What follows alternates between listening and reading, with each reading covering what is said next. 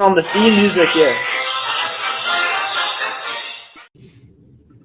What's up, everybody? Welcome back to Hoop and Helmets. This is episode 6. I'm your host, Brody Jacobson, and as always, joined alongside by Lucas DeVries. Lucas, how's your week going?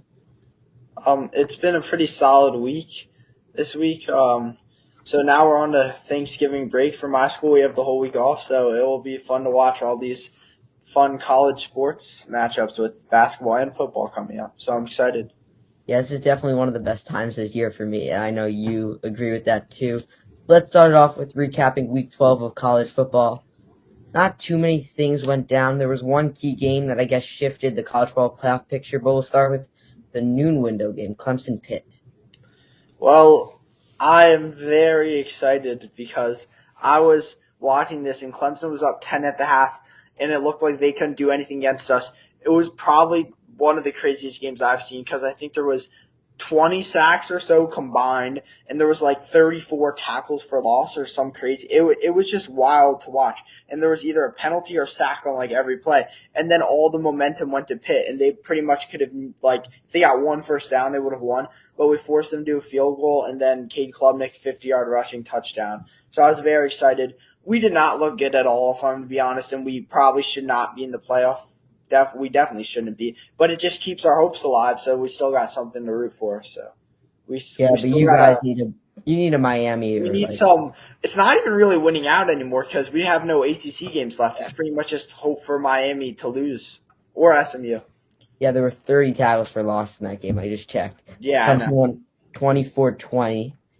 And then LSU traveled to the Swamp to play Florida, and they suffered their second straight loss, 27-16. And DJ Lagway looked pretty good. Yeah. So Florida, they are so much better than a 5-5 record. They have an extremely tough schedule and have had like quarterback health issues. But like they're Billy Napier's fighting for his job, so they're going to be out there fighting every week. And LSU was definitely in some trouble going into that game, and they ended up losing. And now Ole Miss this week, they're in trouble, and because they're also going into the Swamp, and Florida's looking to grow their winning streak and knock another team out of playoff contention, just playing the spoiler at this point. Yeah, Florida. I mean, we knew heading into the year their schedule was pretty close to impossible. What they've done, like with their 5-5 record, it's better than it looks. Yeah. Missouri, South Carolina. South Carolina pulls it out 34-30 with a Rocket Sanders touchdown late. Yeah, man, this game was electric.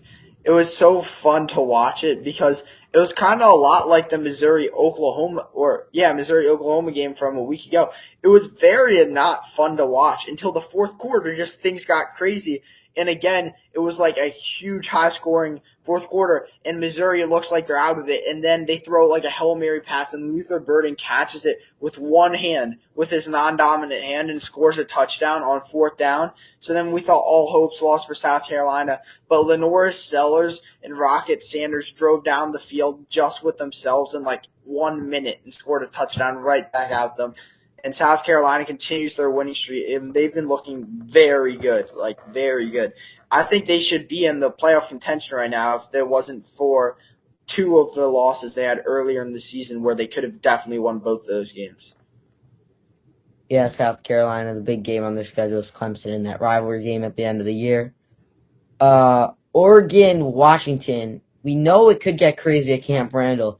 And it was close heading into the fourth quarter. And I said heading into the week, if you're heading into the fourth quarter when Jump Around comes on and you're in a close game against the number one team in the country, who knows what's going to happen? Yep. I think Wisconsin was up by at least 7 going into the fourth quarter or something. And, they kind of just sold it away. I wasn't surprised, really. It's one of those classic matchups where the lesser team sticks around, but you feel like one big play, and then Oregon's just going to run away with this because Wisconsin, they just can't score, and Oregon can. We know they can. And then that huge 4th and 9 happened. I'm like, oh, this is the time where the game goes, and Oregon ends up winning by like 10, and of course it ended up happening. But it was still very fun to watch as Wisconsin was hanging in there for 3 quarters of the game. Yeah, and the big game, I think, that changed the whole complexion of this college football playoff is when Kansas was able to beat BYU. And it was a bit of an upset, but we kind of thought BYU was going to lose. You called them a team of destiny last week, so they were bound to lose eventually. And now they're from the outside looking in on the playoffs. Yeah, I'm so happy they lost. They're not good. I think Kansas, the team who beat them with 4 wins, is low-key like a better team than they are. And Colorado's definitely a better team than they are. And same with Arizona State. And speaking of Arizona State, they also racked up a huge win last week on the road versus Kansas State in an elimination game. And with that win, they're in the driver's seat to make the college football playoff. When you think about it, they control their own destiny. They play BYU this week. If they win, BYU's out of the playoff, the Big 12 championship, and they're in. And then all they got to do is beat Colorado. They're in the playoffs. Very possible. And Arizona State's been looking good recently. But back to that BYU thing, yeah, BYU, I feel like they're just going to start falling apart here, and I don't see them beating Arizona State this week. Yeah, you talk about Arizona State. Look at what that young coach, Kenny Dillingham, has done to this program. He's really turned them around this year, considering nobody thought they'd be doing this well. No one did, yeah. Kenny Dillingham didn't even think he'd keep his job, but now look at him. And you're right. I could see them definitely making the playoffs. Yeah. But another thing we see, just like a big storyline maybe to keep in mind these last couple of weeks, is Boise State did jump into that 4th spot that we knew that we've been talking about. They were going to be able to jump into it. Now the question is, so if Boise State wins out, do you think that a 2-loss Colorado, a 1-loss BYU, or 2-loss Arizona State, do you think that Big 12 champion should be ahead of Boise State? All right, so I think Boise State would be ahead of Arizona State if they finished with 2 losses. I don't think they would be ahead of BYU because BYU would notch up some more good wins on top of a win against SMU that they had earlier this year, and they'll have the same amount of losses. So I think BYU would get in over them. And then Colorado, they have 2 losses. It's not that they have a great resume or anything, but I think the reason Colorado might get the 4 seed over them is just because they have like all the media and Travis Hunter with the Heisman. And not even that, they've actually looked like really good. They're a really good football team. So they have the eye test in their favor too over Boise State, who's looked shaky the last couple of weeks. But I think the main reason Boise State's in that 4th spot right now is because of Ashton Jeanty and what he's done and how he's in like the Heisman race right now. So they actually have a lot of attention on them for a Mountain West team. Yeah, and you talk about Boise State at top of the Mountain West, and then there's another question, right? Boise State, they do have 2 easy games. Wyoming's a 2-8 team. Oregon State, they haven't been good 4-6. If Boise State does lose that Mountain West champion game, even though they're going to play a weaker team, like we said, against Colorado State, probably not even UNLV, but if they do lose that game, they are eliminated from the playoffs. Yeah. Then you would look to the American Championship, and it just brings that Tulane Army game so much more weight. Mm-hmm. Yeah, that's why, as an Army fan, we either need to beat Notre Dame this week, which hopefully it happens, but it's probably not going to. That would be great. Even if we do, we have to beat Tulane no matter what. But if we don't win Notre Dame this week, we're gonna need Boise State to drop one, or else we're probably not gonna make it.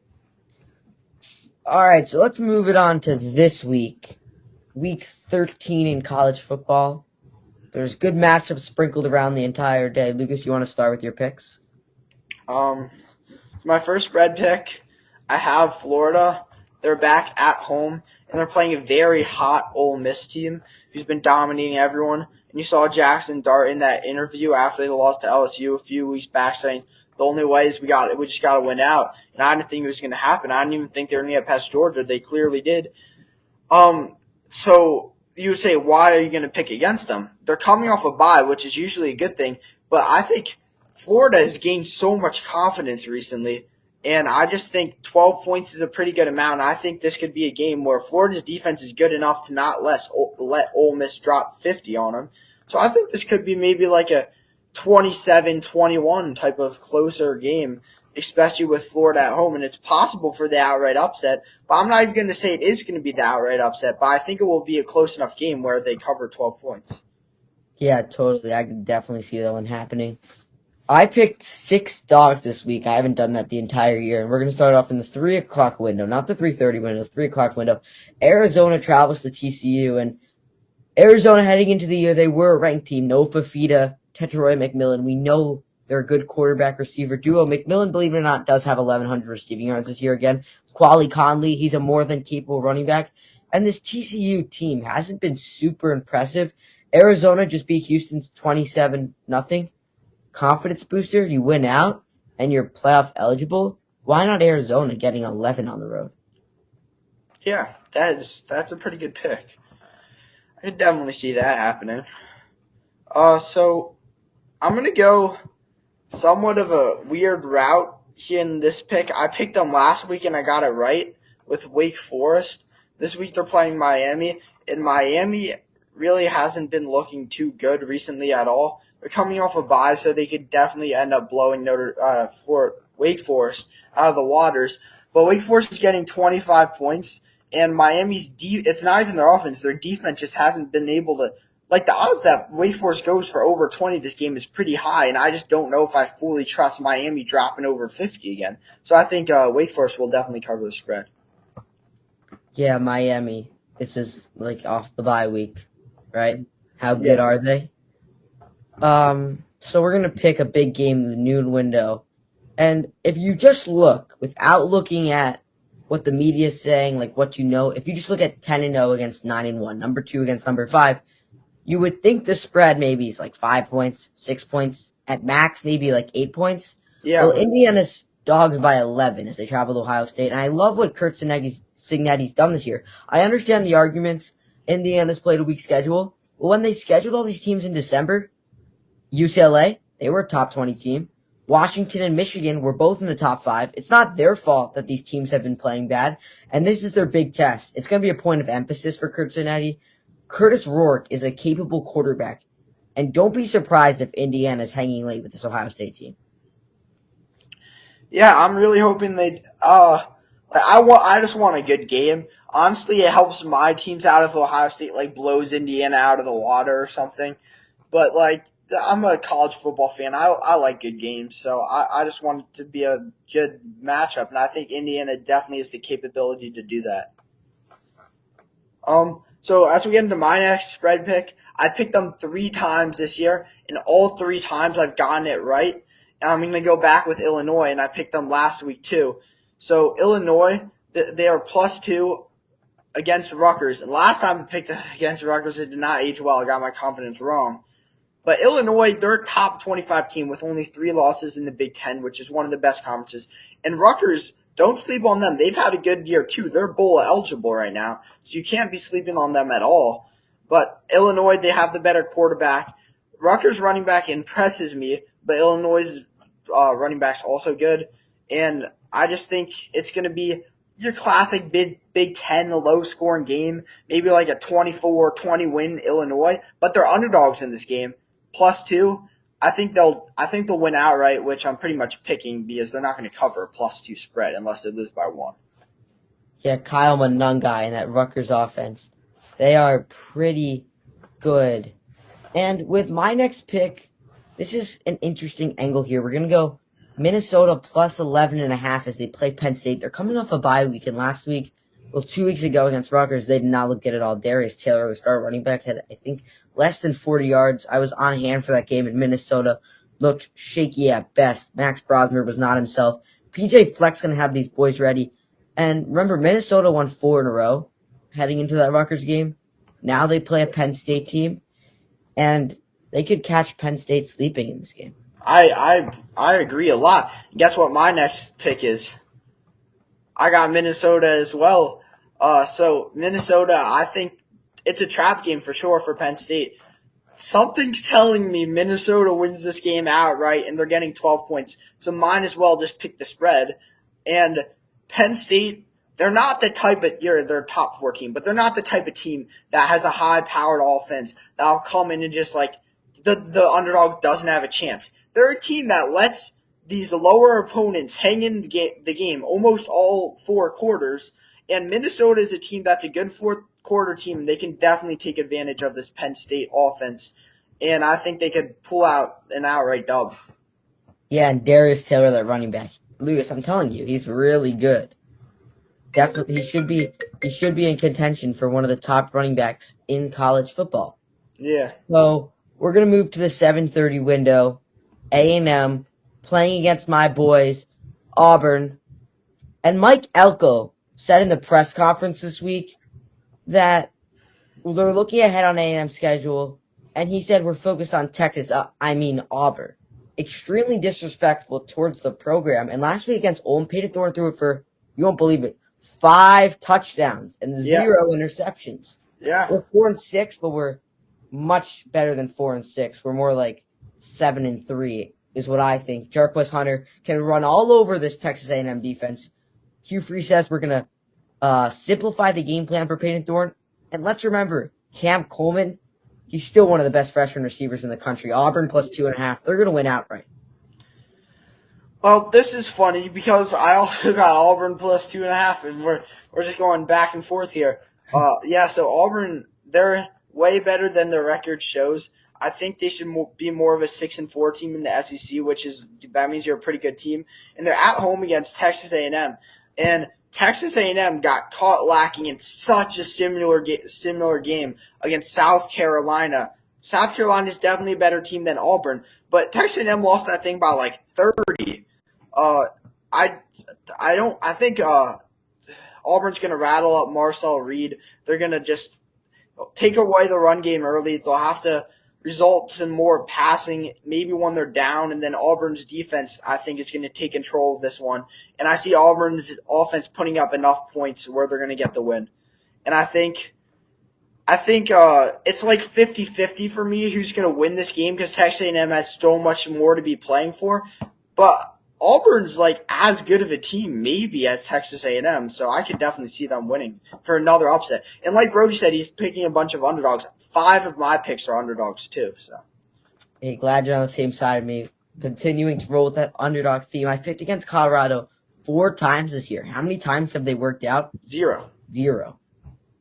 So what do? You pick against them again. Kansas, another team that looks like Auburn. You're 4-6. Kansas coming off a win over BYU. They can play that sloppy, slow game Colorado's defense. They've improved from last year, 100%. It's still not completely there. And Devin Neal, he's still one of the top running backs in college football. Travis Hunter, I mean, I could talk about this all day. I really don't think there's anything super special about him. This game's going to be played at Arrowhead. Why not roll with Kansas? I actually don't mind that pick that much because I do think Kansas is on a hot streak, upsetting Iowa State and then BYU, and they're just a pretty good football team with a lot of talent. But at the same time, I don't know why you're so against Colorado. Colorado's looked like really good actually this year. And I kind of agree with you with the Travis Hunter. He is a bit overrated, but it's not even him. Like they have 3 or 4 other insane receivers on their team that could be wide receiver ones for any other Power 4 on the team in the country. And Shedeur Sanders is like top 3 quarterback in the league in my opinion. Their passing offense is just like it's so fun to watch. If Kansas, they have good cornerbacks, which could match up well against this Colorado team, but Colorado establishes something on defense and doesn't allow Kansas to run all over them like they've actually been doing the past couple of weeks, Colorado should win this game, but they're still definitely on upset alert. And it's not even really an upset because the line's only 3. That's your confidence? No, oh shoot. I was just kind of like disagreeing with you. You're good. My last pick is Missouri, -7, and they're playing Mississippi State, who I haven't heard of them all year. Like, where did they go? Are they like 0 wins in the SEC? Missouri, I was hating on them earlier, but like they've actually been kind of good recently, almost beating South Carolina. They had a decent comeback against Oklahoma a couple weeks ago, and they're favored by 7. And I'm going to take them to cover the spread. This is my one favorite that I have in my spread picks this week. But I do have my confidence actually being Illinois, and I explained why earlier. I'm 3-0 picking them this year. So I'm just going to roll with my guts like I did earlier in the year with Army when they were always covering the spread. So now we're moving on to the previews, right? No, my confidence. Hold on. Oh, your confidence first. I told Lucas I went really out of the box with this one. You would not be expecting this pick. Let's go to the last game on the slate. 10:30 o'clock. Air Force heads to Nevada. 3-7 versus 3-8. The line's 3. You could say, well, why are you picking this game? They're both 3-win teams. What are you thinking here? Nevada's dropped their last 4, and they've scored 21 points 3 of those 4 games. Air Force has won their last 2. They beat Fresno State 36-28. They won last week 28-0. Nevada's home field advantage has meant nothing. This game's forecast is for rain.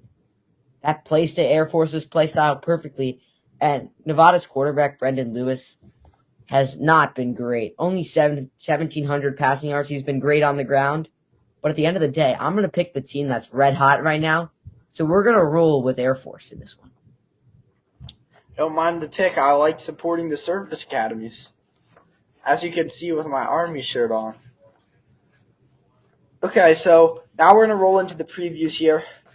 First game, you would usually think this would be like the last game because it's a top 5 matchup, but no, they play it at 12 o'clock, just like Ohio State, Penn State, which makes me not even – it called me crazy, but I kind of forgot that this game even was happening this week because I'm more of like a 3:30 at night window guy, and I kind of just completely went by me, and I was focusing on Army, Notre Dame, and other games. We have a top 5 matchup here. This is a huge matchup. We have Will Howard. He's got a chip on his shoulder after not getting recruited to Penn State like he wanted to. He already proved them wrong. Indiana, undefeated team in the top 5. Let's see if now he can take down them. But Indiana, they're going crazy right now. Kirk Cinetti has his squad riled up. Curtis Rourke has been cooking. And they're looking – everyone's just talking about, will Indiana still make the playoff if they lose? How much do they have to keep it – they're not paying attention to any of that right now. They're paying attention on going in to win this game. No one's picking Indiana here. I think Ohio State's going to win, but I agree with Brody, and I think it's going to be a really close game, and it should be fun to watch. Yeah. One of the greatest feelings in college football, though, I totally agree with you on the 12 o'clock window thing, is when you do get a win at 12 o'clock window, you get to sit back, relax, watch the rest of the games, and you already have your W secured. But this is a 12 o'clock game, and it's monumental. An Indiana loss shouldn't affect them too much, but they still have to prove themselves. There's a lot of doubt with this team. Yeah. Okay, so staying in the 12 o'clock window, we have another big matchup as Ole Miss is looking to keep their playoff hopes alive, and they're traveling to Florida. I picked Florida to cover that 12-point spread. And again, with this Ohio State-Indiana game, I think it should be a closely contested battle. And I think that, like Ole Miss, Jackson Darby has been cooking recently, but will he still be cooking in an away environment? They've been playing the last couple games at home, and we've seen Ole Miss struggle in away environments, not just this year, but every year. They can never seem to get those big wins on the road, and they have a huge test here in Florida where we're like, whoa, that's not a huge test. They only have 5 wins. Trust me when I say this, Florida is better than a 5-win team, and this one could definitely be a battle. Yeah, right. Florida, they've been good in the last few weeks, definitely better than they were at the beginning of the week. And this week, senior receiver Jordan Watkins, we know his 250-yard game with 6 touchdowns, something crazy. He said he's very fortunate that the Rebels aren't going to be playing the Gators in the Swamp tonight. And that makes a big difference in this game. The 12 o'clock at the Swamp is not the same as 7:30. Lane Kiffin said they're peaking at the right time. I think Ole Miss rolls here. Could see it happening. So next up, Penn State traveling to Minnesota.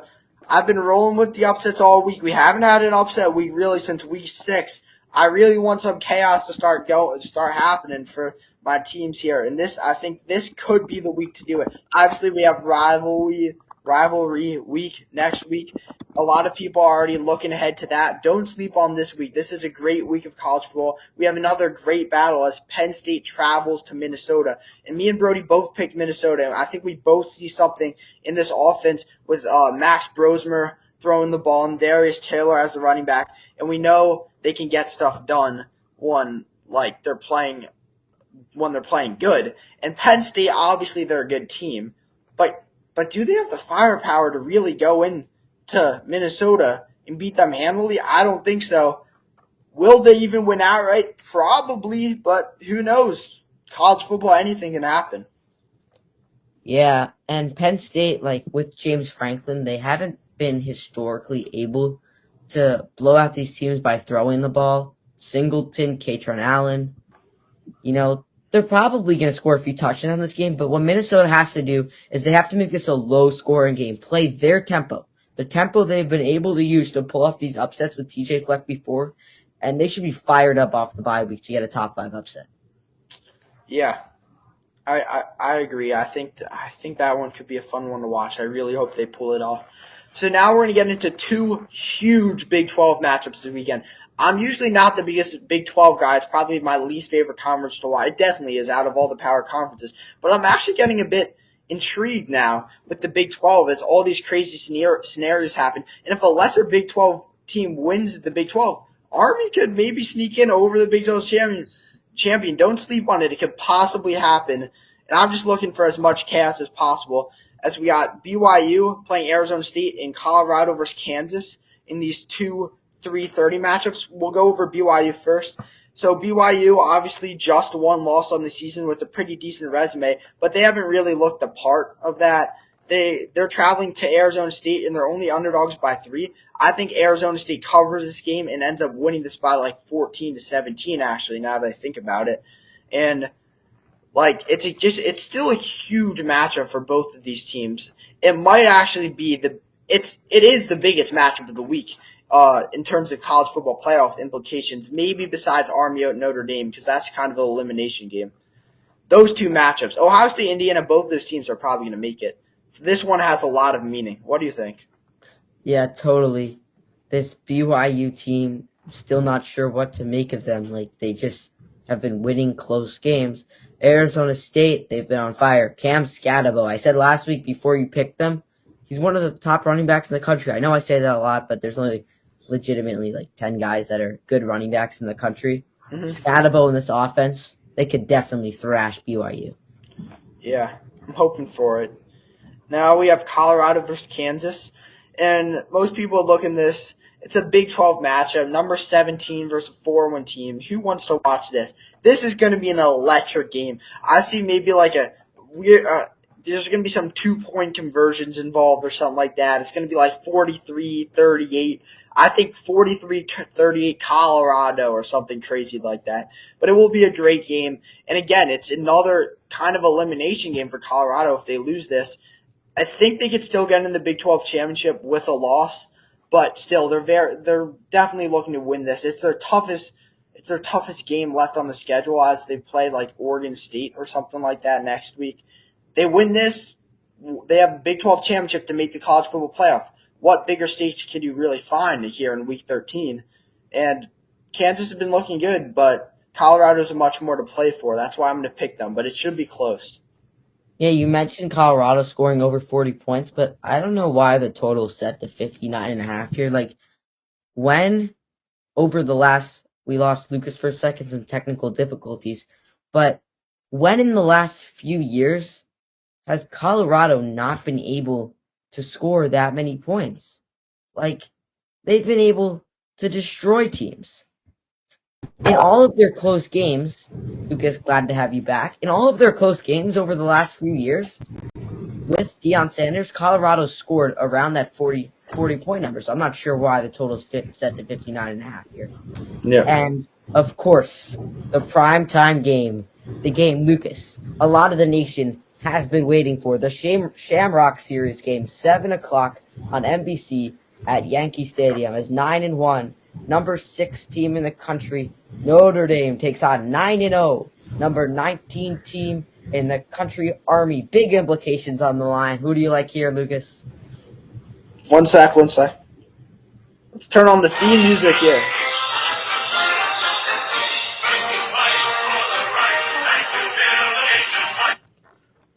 Give me the Black Knights. Army's going to come take down Notre Dame, get rid of all their playoff implications. This might be a bit of an ego pick, but Army, they already play Navy. They think Army's going to be easy because they dominated Navy. But if Army could keep the ball in their hands, run out as much clock as they can, Army's defense is way better than people think. Notre Dame, they might be looking ahead to USC next week at the Coliseum. Maybe Army could pull it off tonight. If I'm gonna be honest, really, I think Notre Dame if I had to bet money on it, it's probably going to win. But, like, I do think there's a better chance Army wins than people are giving them in this game. But I give it 85% chance Notre Dame, though. But upsets can happen, and I'm really hoping for one this Saturday night on NBC. Yeah, and Bryson Daly has 21 rushing touchdowns. I'm still not sure why he's considered to not be one of the top quarterbacks in the country. True. And he's thrown well. One interception. I know they don't throw it a lot, but for one interception, 51 passes, it's not terrible for Bryson Daly. And Notre Dame, Riley Leonard still hasn't been a prolific passer yet. I could see Reynolds short, one of those quick Army receivers, busting up maybe a 70-yard touchdown. And the key thing for Army in this game is you cannot turn the ball over. We saw it when Notre Dame played Navy. Navy turned it over. Army has to play the field position game if they have to. We've seen them been able to win against North Texas. They were able to play that game. Yes. What they cannot do is get behind big early. If we get just one turnover, we may be cooked. Like, we just can't. Brody's so right about that. We literally cannot turn the ball over. But if we don't turn it over and we get Kanye, Udu, and Noah Short and Bryson Daly going, Notre Dame, watch out. Yeah, you guys just can't get behind in this game. If you do, Notre Dame's been able to put away. Yeah, we can't get behind. If we get behind by more than in double digits, yeah, that might be wraps. But we have two more games here to finish off the preview. We have two SEC matchups. First, we'll do Bama versus Oklahoma. What do you see in this one? I don't need to overthink it here. I think Bama's going to win by 20. I agree. Oklahoma hasn't really looked good. It's at Oklahoma, so you can say maybe. No, I think Bama. Give me Bama 35-17. All right.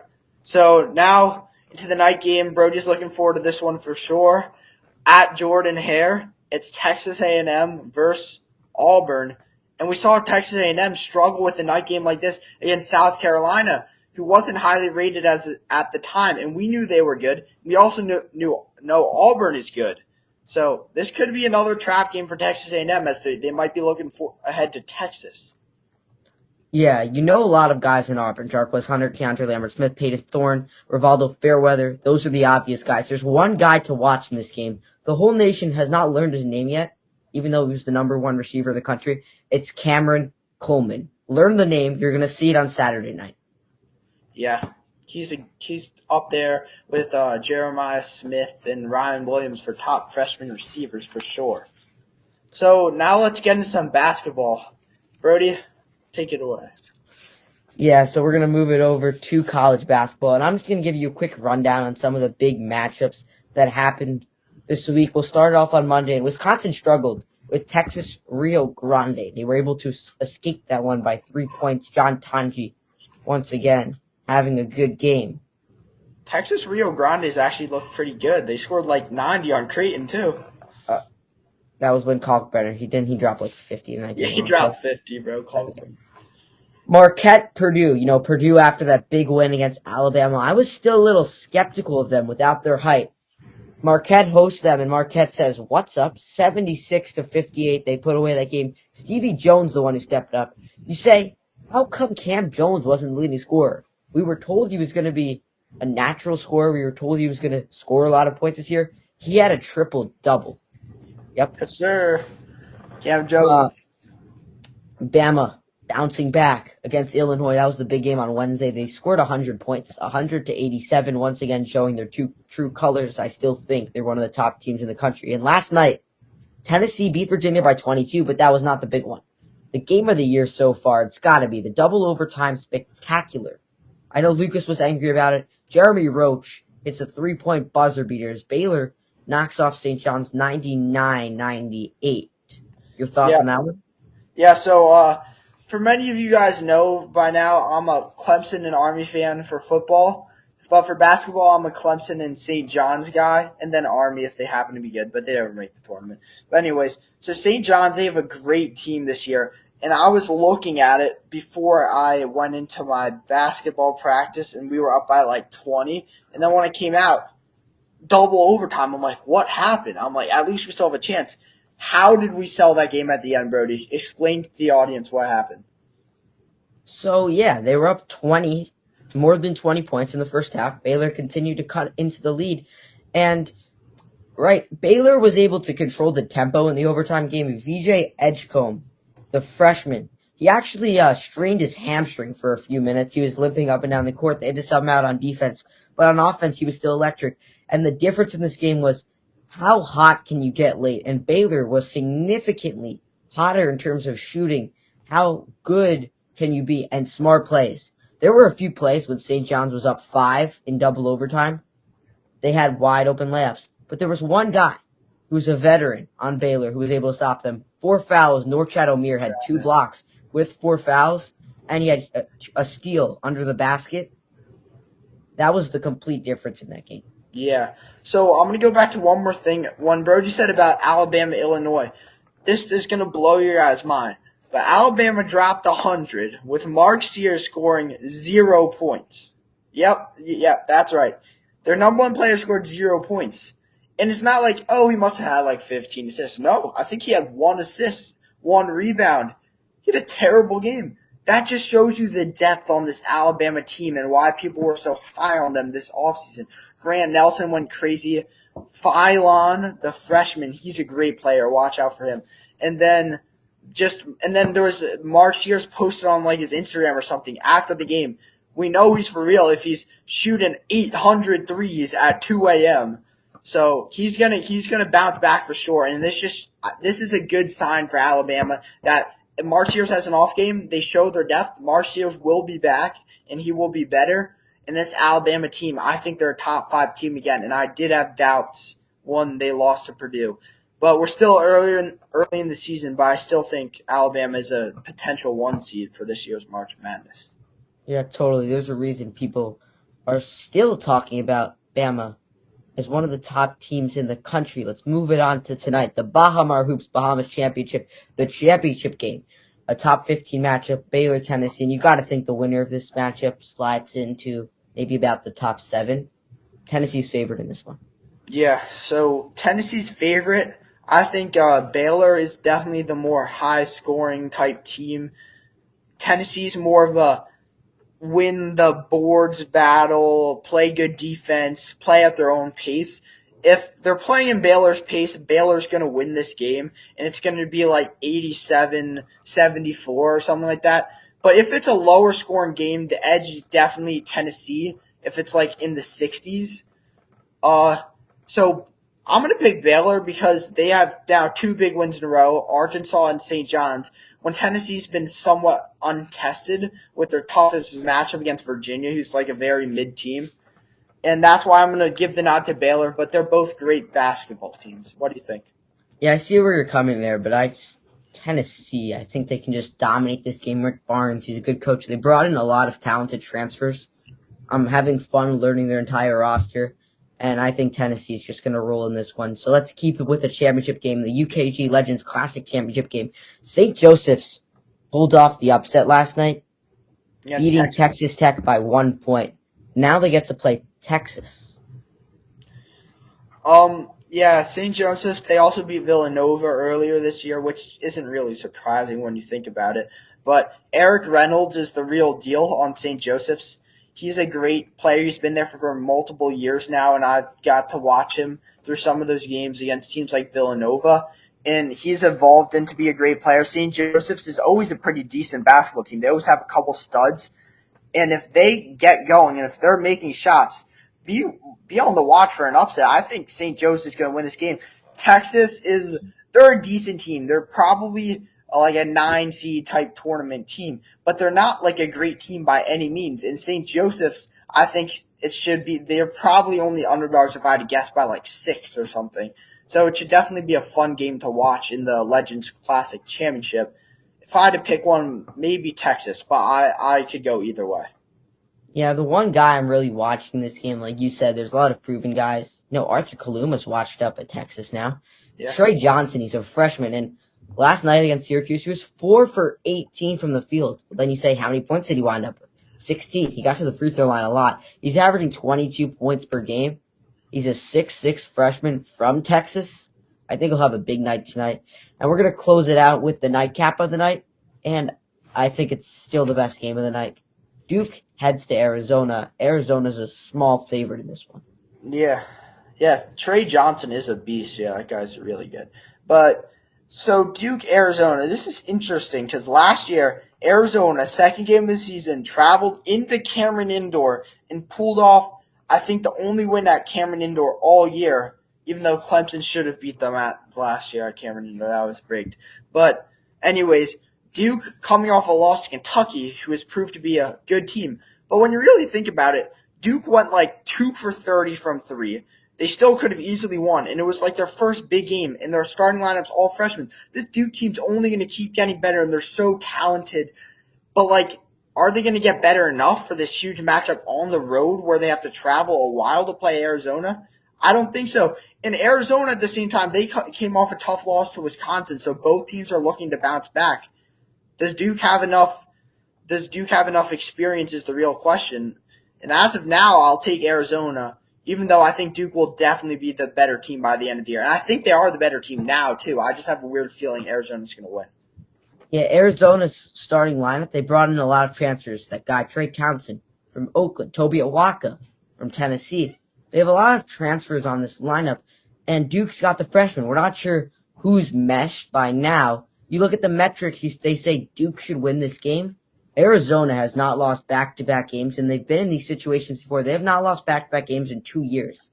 Just for that reason, and considering they're at home, I'm going to take Arizona in that one. And that's going to do it for our college basketball segment, and that's going to do it for the show. For Brody Jacobson and Lucas DeVries. Make sure to subscribe and check out our other videos. We post like every day. Yeah, check out the edits. See you guys. We're signing out.